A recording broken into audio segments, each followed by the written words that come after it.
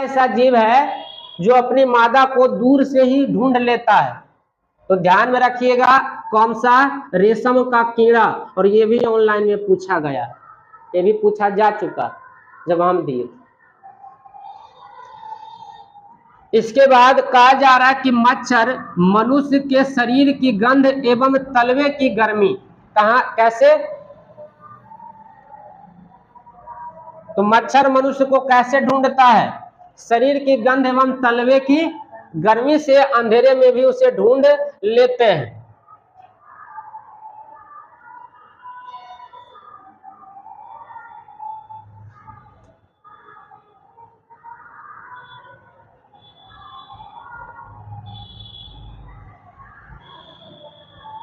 Next क्या कहा जा रहा है कि मेढक और छिपकली अपने शिकार को पकड़ने के लिए अपनी जीभ का प्रयोग करते हैं। मेढक जो है और छिपकली ये अपने जीभ को पकड़ने के लिए किसका प्रयोग, मतलब मेढक और छिपकली मतलब अपने शिकार को पकड़ने के लिए किसका प्रयोग करते हैं? या गिरगिट आप देखे हैं, या क्रिस 2 या क्या 3 में जो देखते हैं छिपकली वाला जो रोल किया है, जो आइसक्रीम खा जाता है छीन करके, तो कैसे जीभ को दूर से चलाता है ना। तो ये ध्यान में रखना है कि मेढक और छिपकली जो है शिकार को कैसे पकड़ते हैं? जीभ से पकड़ते हैं। इसके बाद ये भी इंपॉर्टेंट है, रात में जागने वाले जंतु एवं पक्षी को केवल, ये पॉइंट ध्यान में रखिएगा, केवल कौन सा रंग दिखाई देता है? सफेद और काला। जो भी जीव रात में जागते हैं, जो भी जीव रात में अपना शिकार करते हैं, उनको 2 ही रंग दिखाई पड़ता है। कौन सा है? सफेद और काला। अब जैसे उदाहरण के तौर पे उल्लू हो गया, चमगादड़ हो गया, रेगिस्तान वाला चूहा हो गया, या रैकून हो गया, इनको 2 ही रंग दिखाई पड़ता है। वो कौन सा है? तो सफेद और काला। तो ध्यान में रखिएगा, जो भी वैसे जीव जो रात्रि में अपना शिकार करते हैं उनको 2 ही रंग दिखाई पड़ेगा, सफेद और काला। मांसाहारी, जिसको हम कार्निवोरस एनिमल कहते हैं, और कार्निवोरस एनिमल वैसे एनिमल को कहते हैं जो क्या करता है कि एनिमल प्रोडक्ट खाता, मतलब एनिमल का फ्लेश का मतलब है। तो यहाँ जो है सेकंड नंबर पे आपका आता है मांसाहारी। और मांसाहारी यानी कार्निवोरस एनिमल वैसे एनिमल को कहते हैं जो क्या करता है कि अदर एनिमल का मीट खाता, फ्लेश खाता है। जैसे उदाहरण के तौर पे है शेर है, चीता है, बाघ है, लोमड़ी इत्यादि। ये सभी के सभी जो है मांसाहारी जीव है, क्योंकि ये क्या करते हैं कि अन्य जीवों को मार करके खा जाते हैं। तीसरे नंबर पर आता है आपका सर्वाहारी, जिसको हम ओमनीवोरस एनिमल कहते हैं। ओमनीवोरस एनिमल हम वैसे एनिमल को कहते हैं जो क्या करता है, ये आपका मीट तो खाता ही खाता है, मीट तो खाएगा ही, साथ ही ये क्या करता है, प्लांट प्रोडक्ट भी खाता है। मतलब अन्य जानवर का मांस भी खा लेगा और प्लांट प्रोडक्ट भी खा लेगा, तो उसको हम सर्वाहारी की श्रेणी में रखते हैं। जैसे कौवा को देखिएगा तो रोटी भी खा लेगा और चूहा भी खा लेगा। तो हाँ, रोटी हो गया प्लांट प्रोडक्ट, जबकि चूहा हो गया एनिमल प्रोडक्ट, दोनों खाएगा, तो उसको हम सर्वाहारी की श्रेणी में रखेंगे। नेक्स्ट है आपका भालू है, तिलचट्टा है। अच्छा, यहाँ से पूछा जाता है, इसको ध्यान में रखिएगा, यहाँ कंफ्यूजन होता है, और तिलचट्टा वाला आ भी चुका है कि तिलचट्टा को किस श्रेणी में रखा जाएगा, ये पूछा गया है ऑनलाइन वाला। तो ध्यान में रखिएगा कि तिलचट्टा जो है सर्वाहारी की श्रेणी में आएगा। वो जो तिलचट्टा होता है छोटा छोटा कीड़े को भी मार करके खा जाएगा, और देखिएगा आपका जो भोजन रहेगा उसमें भी वो लग जाता है कभी कभी। तो यहाँ जो है सर्वाहारी की श्रेणी में आ जाएगा। फिर आप मानव की कर सकते हैं बात, कुत्ता, ये सभी की सभी जो है ना इसमें आ जाएंगे, सर्वाहारी की श्रेणी में आ जाएंगे। नेक्स्ट है आपका परजीवी। परजीवी मतलब होता है पारासाइट। पारासाइट क्या होता है? तो कहता है कि परजीवी अपना भोजन अन्य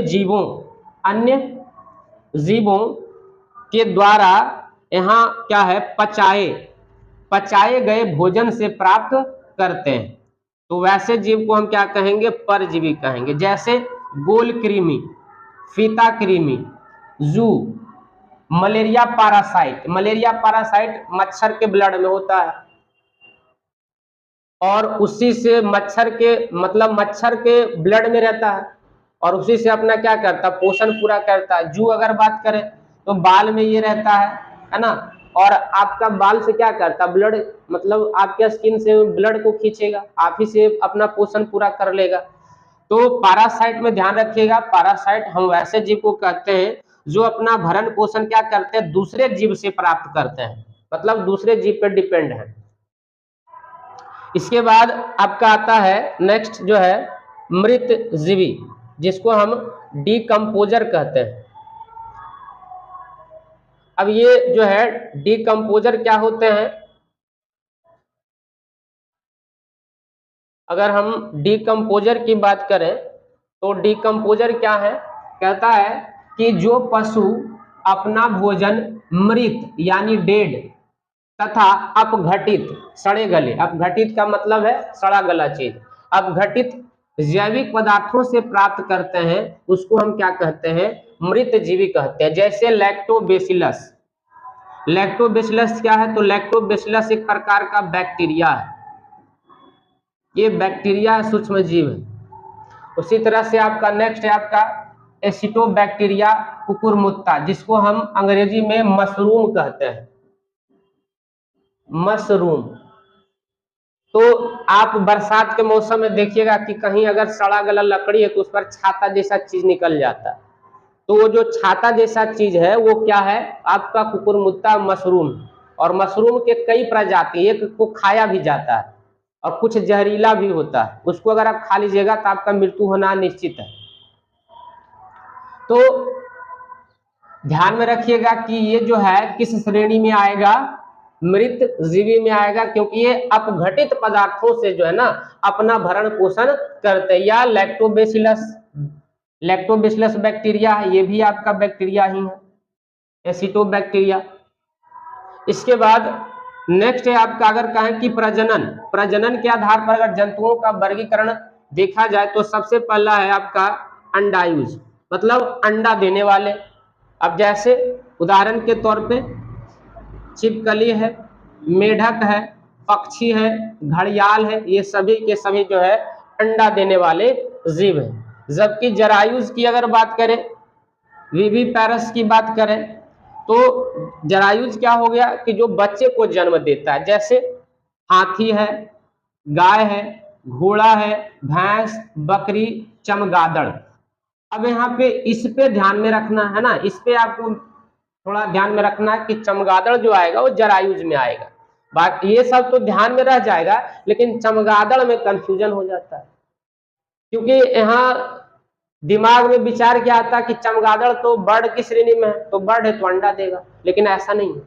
बर्ड जो है ध्यान में रखिएगा, ये जो है ना ये अंडा देने वाले पक्षी नहीं है, ये भी बेबी को ही जन्म देते हैं, ध्यान में रखिएगा, ठीक है।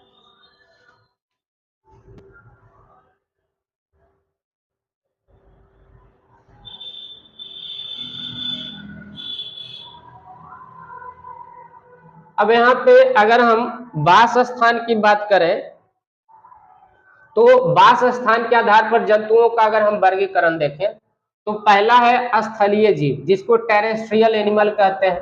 टेरेस्ट्रियल एनिमल का मतलब है कि जो जमीन पर रहते हैं, जैसे मनुष्य स्थलीय है, क्योंकि आप जो घर मकान बनाते हो कहाँ बनाते हैं, स्थल में बनाते हैं कि आकाश में कहीं, जमीन पे। छिपकली, चूहा, बंदर, घोड़ा, हाथी आदि, है ना, ये सभी के सभी जो है टेरेस्ट्रियल एनिमल कहलाएंगे। टेरेस्ट्रियल का मतलब वैसे जीव जिनका निवास स्थान कहाँ है, जमीन है। इसके बाद जलीय जीव की बात करें, जिसको हम एक्वेटिक एनिमल कहते हैं, तो जलीय जीव क्या होते हैं, वैसे जीव जिनका निवास स्थान जल है। जैसे उदाहरण के तौर पे मछली, स्पंज, शार्क, डॉल्फिन, कछुआ, केकड़ा, समुद्री घोड़ा, ऑक्टोपस, है ना, इत्यादि। ये सभी के सभी जो है जलीय जीव है, क्योंकि इनका जो निवास स्थान है वो क्या है, वाटर है। तो वाटर में जो रहने वाले जीव हैं उनको हम एक्वेटिक वाला की श्रेणी में रखेंगे, और बाकी जो जमीन पर रहने वाले जो जानवर हैं उनको हम टेरेस्ट्रियल एनिमल की श्रेणी में रखेंगे, यानी स्थलीय जीव की श्रेणी में रखेंगे। ठीक है।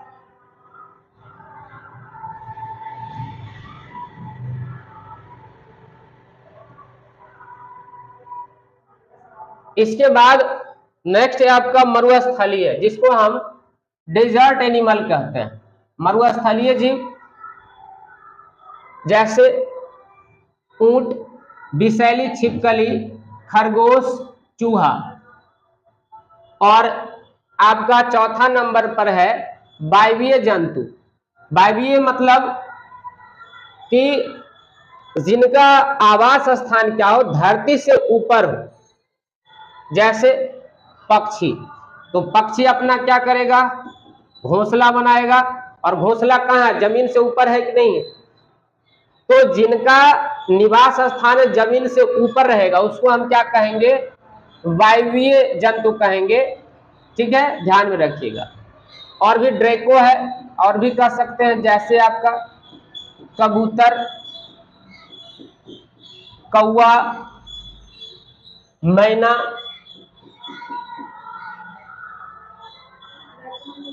क्या ड्रैको एक प्रकार का पक्षी है। ड्रैको पक्षी का नाम है, ड्रैको एलिगेटर जैसा नहीं है, ड्रैको पक्षी का नाम है। तो ये जो है वायवीय वाला में ध्यान रखना है कि वायवीय का मतलब क्या, जो जमीन से ऊपर रहेगा वो वायवीय हो गया। और इसके बाद डेजर्ट वाला में जो है, रेगिस्तान वाला क्षेत्र में जो रहेगा। अच्छा, इसमें देखिए ध्यान रखिएगा कि जो मरुस्थलीय जीव जंतु होते हैं ना, अगर हम छिपकली की बात करें या खरगोश या चूहा जो मरुस्थलीय क्षेत्र में रहते हैं, ये अपना जो शिकार करते हैं वो रात में ही करते हैं। और इसका भी रीजन है, क्योंकि जो मरुस्थलीय क्षेत्र होता है वहां पे ज्यादा बालू होता है ना, रेत होता है, और रेत का एक प्रॉपर्टी होता है कि एकदम बहुत ज्यादा गर्म होता है, उष्मा को एब्जॉर्ब करता है, तो बहुत ज्यादा गर्म हो जाएगा। और अगर ये दिन में शिकार के लिए निकलेंगे तो मरुस्थलीय क्षेत्र में पानी की उपलब्धता बहुत कम होती है। तो अगर ये दिन में शिकार के लिए निकल गए तो टेम्परेचर तो हाई है, जैसे ही बाहर निकलेंगे इनके बॉडी से क्या होगा कि जल का जो है ना, मतलब कह सकते हैं कि जल ज्यादा बाहर निकलेगा इनके बॉडी से, तो होगा क्या कि इनके बॉडी में जल का कमी हो जाएगा और ये क्या हो जाएंगे, मर जाएंगे। तो इसलिए क्या करते हैं कि ये मतलब सुरक्षित रहें, ये आपका जो है दिन में क्या करेगा, दिन में जो है जाकर के मतलब रेत के नीचे, जमीन के नीचे छिपा रहेगा, और जब सूर्य ढल जाएगा तो फिर ये अपने शिकार के लिए निकलेगा।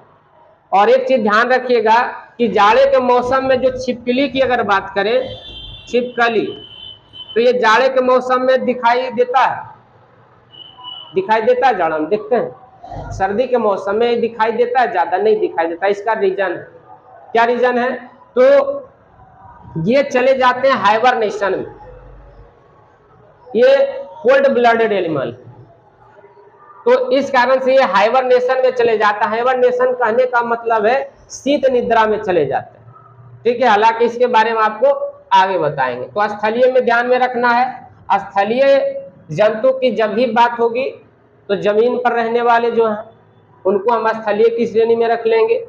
वायवीय वाला में तो जिनका आवास क्या होगा, जमीन से ऊपर होगा, उसको हम वायवीय की श्रेणी में रख लेंगे। और जलीय वाला में जिनका निवास स्थान जल में होगा।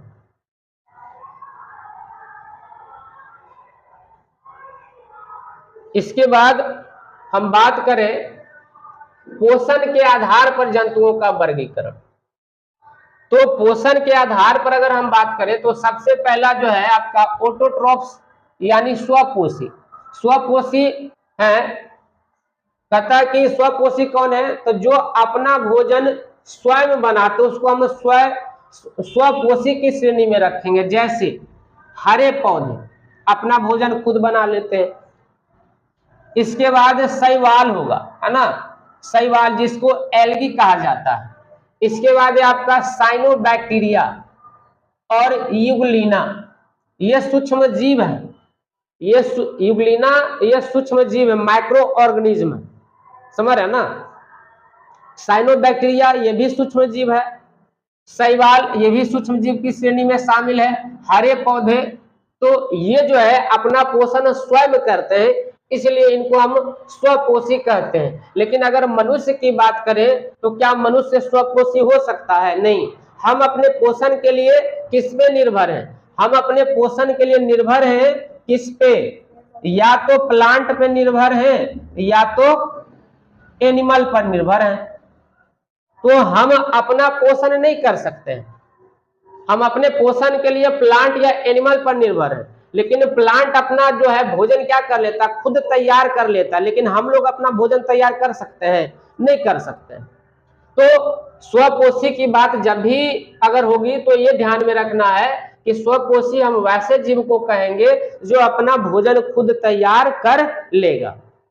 नेक्स्ट है आपका परपोषी, जिसको हेट्रोट्रोप्स कहा जाता है। हेट्रोट्रोप्स हम वैसे एनिमल को कहते हैं जो अपने पोषण के लिए दूसरे जीवों पर निर्भर है। यानी कहने का मतलब यह है कि जो अपना भोजन दूसरों क्या कहता है कि जो अपने भोजन के लिए दूसरे पर निर्भर है, यानी वैसे जीव जो अपने भोजन के लिए दूसरे जीवों पर निर्भर है।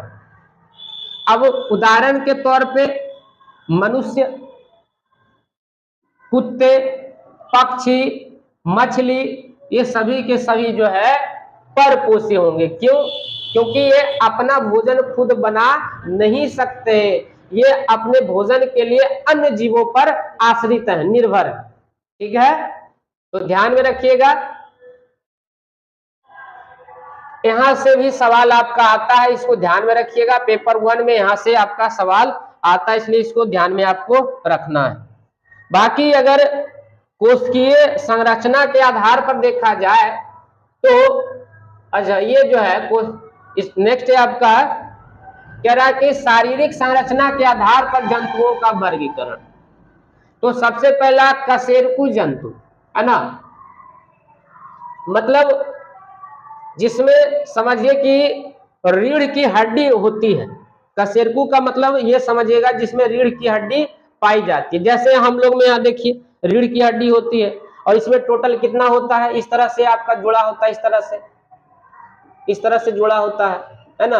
और ये लगभग ये कितना होता है, 36 नहीं होता, कितना होता है, 33 होता है। छोटा छोटा इस तरह से जुड़ा होता है ना। भर जो है आपका यहाँ से स्टार्ट होता है, कमर तक जाते हैं यहाँ तक। तो इस तरह से इसमें जो है इस तरह से जुड़े होते हैं। इसमें टोटल जो है 33 बोन्स होते हैं इस तरह से जुड़े।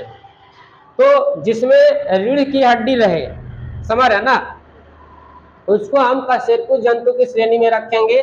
जैसे बकरी, भैंस, गाय, कुत्ता, मनुष्य, खरगोश, गिलहरी है ना, बंदर इत्यादि, इन सभी में जो है रीढ़ की हड्डी पाई जाती है। कोई दिक्कत? और अकशेरुकी का मतलब जिसमें रीढ़ की हड्डी नहीं पाई जाती है। जैसे उदाहरण के तौर पे झींगा मछली, घोंघा जिसको स्नेल कहते हैं, केकड़ा, कीड़े, मकड़ी, स्पंज, ये जो है अकशेरुकी जंतु की श्रेणी में आएंगे। क्यों? क्योंकि इनमें जो सीधे, इसमें ध्यान में रखिएगा, इसमें क्या रहेगा, रीढ़ की हड्डी इसमें रहेगा, जबकि इसमें रीढ़ की हड्डी नहीं रहेगा। ठीक है,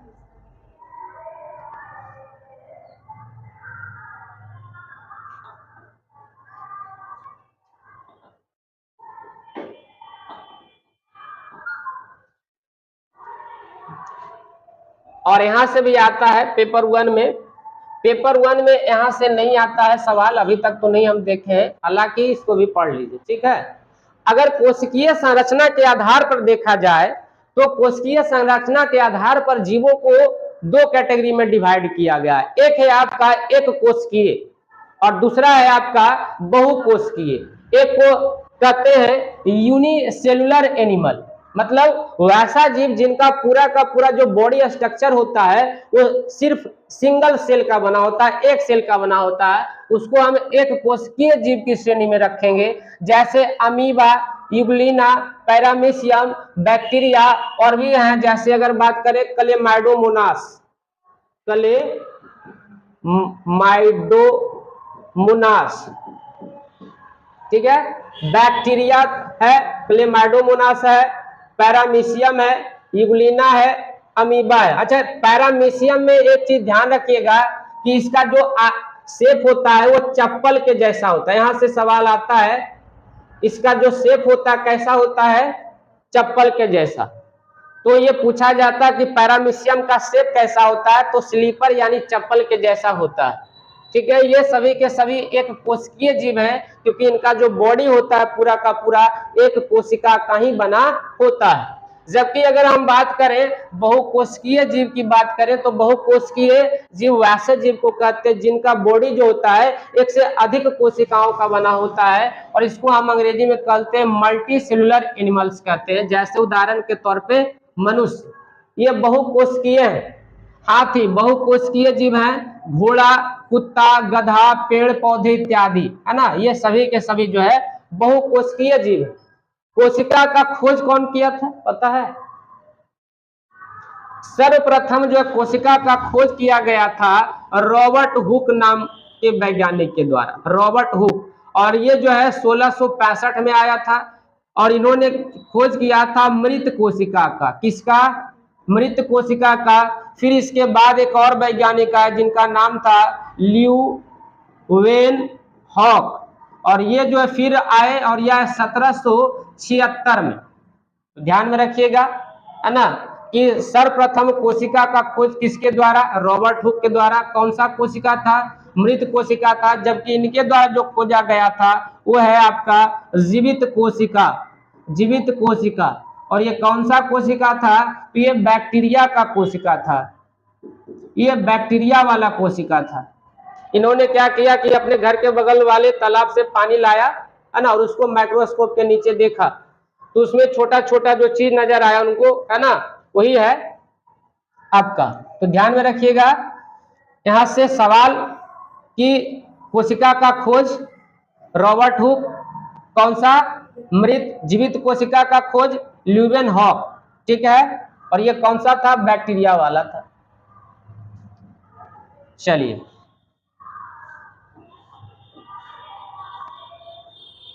समझ में आ गया? बहुकोशिकीय, कोशिकीय, कोई दिक्कत? एक कोशिकीय का मतलब जो एक कोशिका का बना है, बहुकोशिकीय का मतलब जो एक से अधिक कोशिका का बना है, ठीक है। चलिए आगे बात करते हैं। अब यहां से जो है कुछ महत्वपूर्ण चीजें जो कि आपके एग्जाम में आता है, सीटेट पेपर 1 में यहां से आता है सवाल, और ये ऑनलाइन में भी यहां से आ चुका है कि जीव जो है ना, कौन से जीव किस अंग से सांस लेते हैं, मतलब ब्रीदिंग ऑर्गन किसका कौन सा है। तो अगर मेढक की बात करें तो मेढक जो है फेफड़े से भी लेता है और त्वचा से भी सांस लेता है। और एक चीज और याद रखिएगा, इसको उभयचर प्राणी कहा जाता है। अब उभयचर प्राणी क्यों कहा जाता है? क्योंकि ये जो मेढक है ना, मेढक की बात करें तो ये जो है वाटर में भी जीवित हैं, और ठीक है, इसलिए इसको उभयचर प्राणी कहा जाता है। मतलब ये पानी में भी जिंदा रह लेता है और बिना पानी मतलब भूमि पर भी जिंदा रहता है, इसलिए इसको जो है उभयचर प्राणी की श्रेणी में रखते हैं। इसके बाद अगर हम केचुआ की बात करें, जिसको हम अर्थवर्म कहते हैं, तो ये कहां से लेता है सांस? त्वचा से, स्किन से।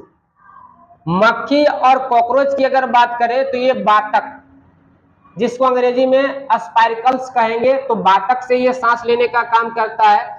मनुष्य, शेर, सांप, पक्षी की बात करें तो इसमें फेफड़ा होता है, और फेफड़ा को दूसरे शब्द में ये भी कहा जाता है, फुफ्फुस भी कहा जाता है। तो दोनों सेम है, both are same in the meaning, ध्यान में रखिएगा।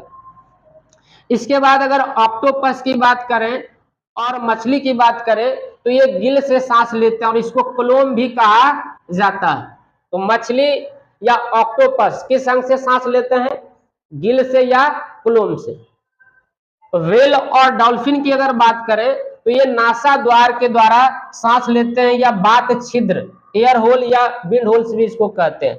होता क्या है कि अगर डॉल्फिन की बात करें या व्हेल की बात करें तो जो डॉल्फिन मछली होता है उसके सर के जस्ट ऊपर एक छोटा सा इस तरह से होल होता है, इस तरह से एक छोटा सा होल होता है।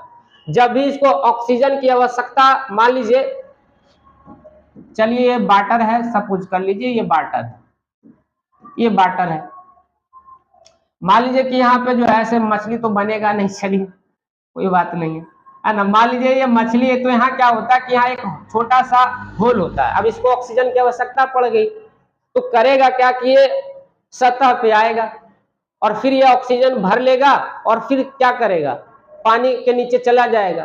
फिर आध घंटा, 10 मिनट, 15 मिनट जितना भरेगा उसके अकॉर्डिंग ये नीचे रहेगा। फिर जब इसको ऑक्सीजन का आवश्यकता पड़ेगा फिर ये सतह पर आएगा, फिर अपना सिलेंडर भरेगा, नीचे जाएगा, और यही प्रक्रिया ये लगातार करता रहता है। तो ध्यान में रखिएगा, डॉल्फिन या अगर वेल की, वेल नहीं होगा यहाँ पे, वेल होगा, तो ध्यान में रखिएगा ये दोनों जो है ना, इनके इसमें जो है फेफड़ा नहीं होता, क्या होता है, नासा द्वार होता है या बात छिद्र भी कहते हैं। यहाँ सर के पास में एक छोटा सा होल होता है, उसी होल से ये ऑक्सीजन को खींच लेता है और जितना इसको आवश्यकता है उतना ऑक्सीजन ले लिया और फिर जो है पानी में चला जाता। क्या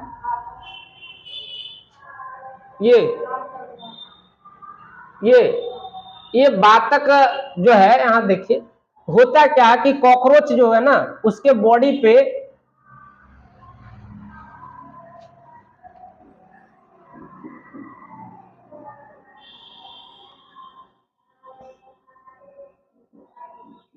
होता क्या कि इसका जो बॉडी होता है, इस पंख देखें कॉकरोच का, कभी पंख नोच करके देखिएगा तो कहिएगा डरे लगेगा। तो होगा क्या, वहां पे देखिएगा हल्का हल्का छोटा छोटा इस तरह से ऐसा डॉटेड डॉटेड चीज बना रहता है, समझ रहे ना, उसी से जाता, उसी को कहते हैं बातक, समझ रहे ना, उसी को बातक कहा जाता है।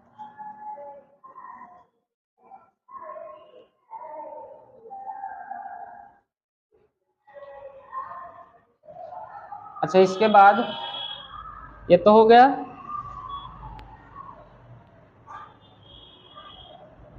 इसके बाद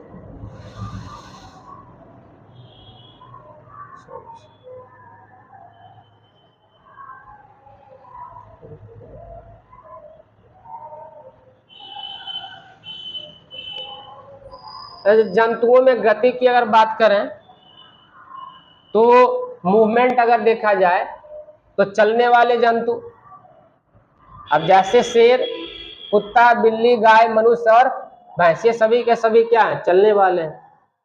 और रेंगने वाले में अगर बात करें रेप्टाइल्स, तो जैसे केंचुआ, सांप, सूक, छिपकली, मगरमच्छ, घड़ियाल, कछुआ, ये सभी के सभी जो है रेंगने वाले, रेंग करके चलते हैं।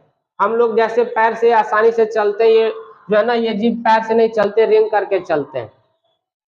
और ये जो है रेप्टाइल को कहीं कहीं यहाँ ये आपका सरीसृप भी लिखा रहता है, ठीक है, कहीं कहीं यहाँ जो है रेंगने वाले यहाँ सरीसृप भी लिखा रहता है। तो अगर पूछ लिया जाए कि इसमें से कौन सा सरीसृप है, जैसे अगर यहाँ क्वेश्चन है कि which of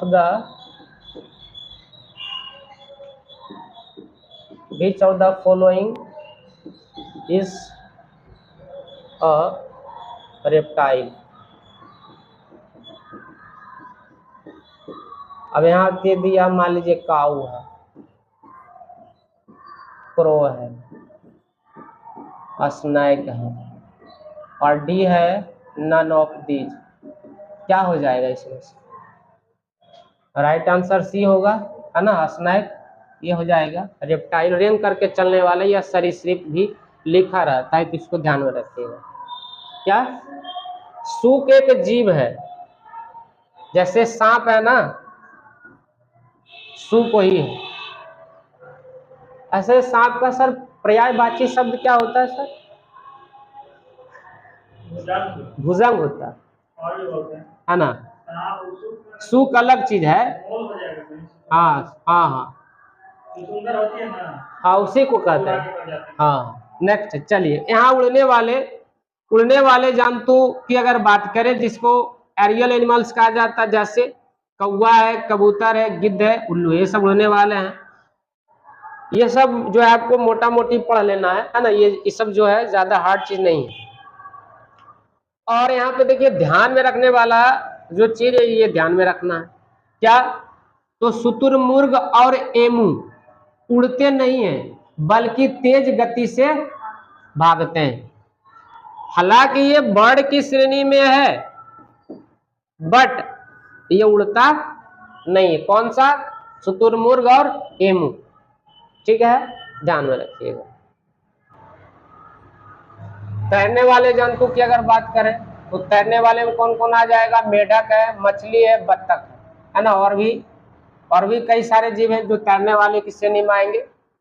इसके बाद अगर पांचवा हम बात करें फुदकने वाले, जो फुदक करके चलते हैं, तो जैसे मेढक और खरगोश, ये कैसे चलते हैं, इस तरह से जो है फुदक करके चलते हैं, तो मेढक और खरगोश। अब यहाँ पे याद रखना है ये जो पॉइंट है ना, इसको आपको याद रखना है, बाकी याद रहे या ना रहे। कॉकरोच एक ऐसा जीव है जो चलने, चढ़ने तथा उड़ने तीनों कार्यों में समर्थ है। उल्लू अपने गर्दन पीछे तक घुमा लेता है और ऐसा इसलिए करता है क्योंकि उनकी आंखों की पुतलियां घूमती नहीं है, इसको ध्यान में रखिएगा। मेढक एक ऐसा प्राणी है, उभयचर प्राणी।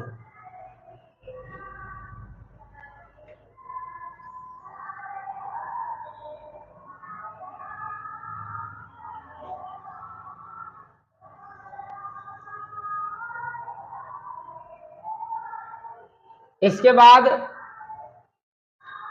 जानवरों की खाल पर जो डिजाइन होते हैं वह उनके बालों के रंग के कारण होते हैं। यहां से एक बार पूछा गया था कि जानवरों के खाल पर जो डिजाइन होते हैं वो पर्यावरण के कारण होते हैं, मतलब जो है मौसम में उतार चढ़ाव के कारण होता है, एडेप्टेशन के कारण होता है। तो ध्यान में रखना है, ऐसा नहीं होता है। जानवरों की खाल, जेबरा देखें तो जेबरा पे इस तरह से देखते हैं कि आपका व्हाइट ब्लैक बना हुआ रहता है डिजाइन, तो वो जो है किसके कारण, तो कहता है कि उनके खाल पर जो डिजाइन होते हैं वह उनके बालों के रंग के कारण होते हैं। और होता क्या है कि ये जो डिजाइन होते हैं ना, उनको मतलब शिकार होने से भी बचाने का काम करते हैं। तो ध्यान में रखिएगा, ये जो डिजाइन होते हैं इसमें जो है आपका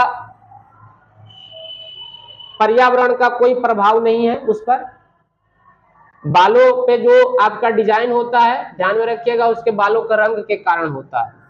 इसके बाद कह रहा कि बहुत से जानवर किसी खास मौसम में लंबी गहरी नींद में चले जाते हैं, जिससे क्या कहा जाता है, शीत निद्रा कहा जाता है, जिसको अंग्रेजी में हाइबरनेशन कहते हैं।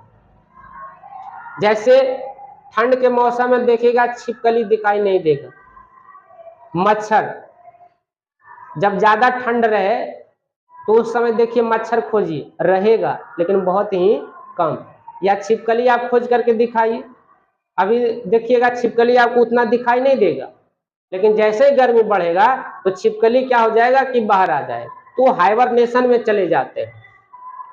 तो कहता है कि वही कि बहुत से जानवर किसी खास मौसम में लंबी गहरी नींद में चले जाते हैं, जिसको क्या कहा जाता है, शीत निद्रा, हाइबरनेशन कहा जाता है। बिच्छू, तिलचट्टा, मक्खी, मच्छर, मधुमक्खी, तितली एवं चींटी कीट के उदाहरण है। यहां से भी सवाल आया था ऑनलाइन में कि इसमें से कौन कीट का उदाहरण है, इसको भी ध्यान में रखिएगा। ऑनलाइन में पेपर 1 में पूछा गया है कि इनमें से कौन कीट का उदाहरण है, तो कौन कौन आ जाएगा, बिच्छू, तिलचट्टा, मक्खी, मच्छर, मधुमक्खी, तितली एवं चींटी, ये सभी किसके उदाहरण है, कीट के उदाहरण है। फिर अगला पॉइंट क्या कहा जा रहा है, कह रहा कि जानवरों में देखने, सुनने एवं महसूस करने की शक्ति क्या होती है, अधिक होती है।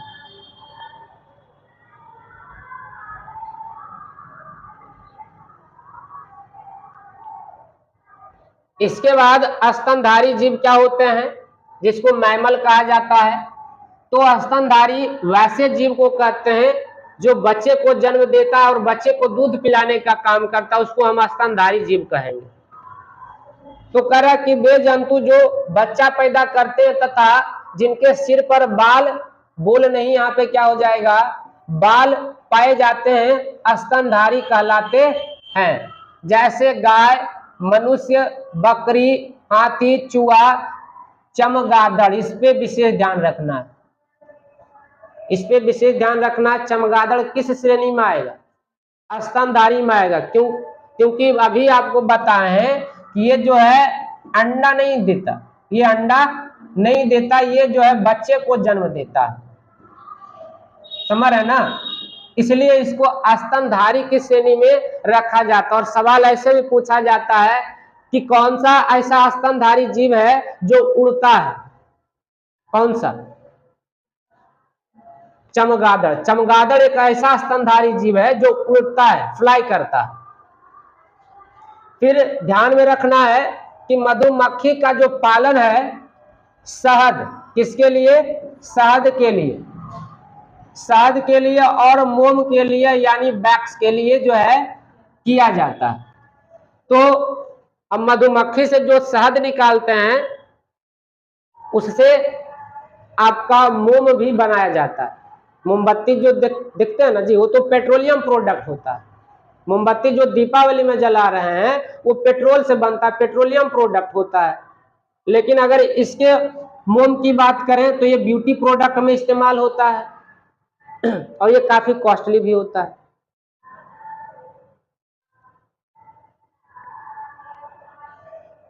इसके बाद कुछ जंतु एवं उनके बच्चे की अगर बात करें, इस पे मोटा मोटी आपको पढ़ लेना है। जैसे अगर हम बात करें शेर और भालू का जो बच्चा क्या कहलाएगा, शावक कहलाएगा। इस पे ध्यान में रखिएगा, जहां से आपका प्रश्न आता वहां बताते। तितली वाला में याद रखिएगा क्या कहलाता है, कैटरपिलर। इसको ध्यान में रखिएगा, ठीक है। और बाकी पक्षी, पेंगुइन, कौवा क्या कहलाएगा इसका। अच्छा, पेंगुइन के बारे में एक सवाल पूछा जाता है। पेंगुइन देखें, पेंगुइन पक्षी की श्रेणी में ये भी, लेकिन पेंगुइन उड़ता है या नहीं उड़ता, नहीं पता।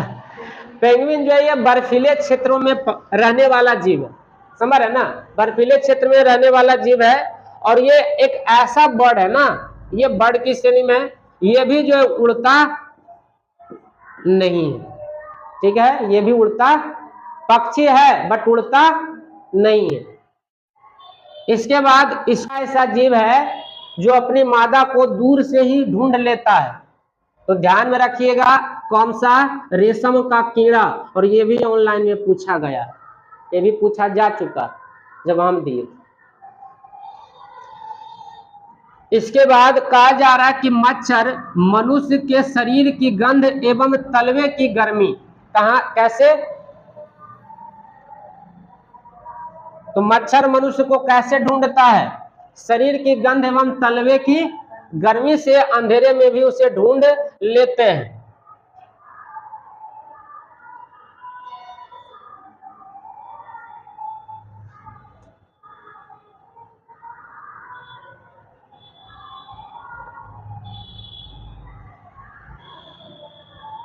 नेक्स्ट क्या कहा जा रहा है कि मेढक और छिपकली अपने शिकार को पकड़ने के लिए अपनी जीभ का प्रयोग करते हैं। मेढक जो है और छिपकली ये अपने जीभ को पकड़ने के लिए किसका प्रयोग, मतलब मेढक और छिपकली मतलब अपने शिकार को पकड़ने के लिए किसका प्रयोग करते हैं। या गिरगिट आप देखे हैं, या क्रिस 2 या क्या 3 में जो देखते हैं छिपकली वाला जो रोल किया है, जो आइसक्रीम खा जाता है छीन करके, तो कैसे जीभ को दूर से चलाता है ना। तो ये ध्यान में रखना है कि मेढक और छिपकली जो है शिकार को कैसे पकड़ते हैं, जीभ से पकड़ते हैं। इसके बाद ये भी इंपॉर्टेंट है, रात में जागने वाले जंतु एवं पक्षी को केवल, ये पॉइंट ध्यान में रखिएगा, केवल कौन सा रंग दिखाई देता है, सफेद और काला। जो भी जीव रात में जागते हैं, जो भी जीव रात में अपना शिकार करते हैं, उनको दो ही रंग दिखाई पड़ता है। कौन सा है? सफेद और काला। अब जैसे उदाहरण के तौर पे उल्लू हो गया, चमगादड़ हो गया, रेगिस्तान वाला चूहा हो गया, या रैकून हो गया, इनको दो ही रंग दिखाई पड़ता है। वो कौन सा है? तो सफेद और काला। तो ध्यान में रखिएगा, जो भी वैसे जीव जो रात्रि में अपना शिकार करते हैं, उनको दो ही रंग दिखाई पड़ेगा, सफेद और काला।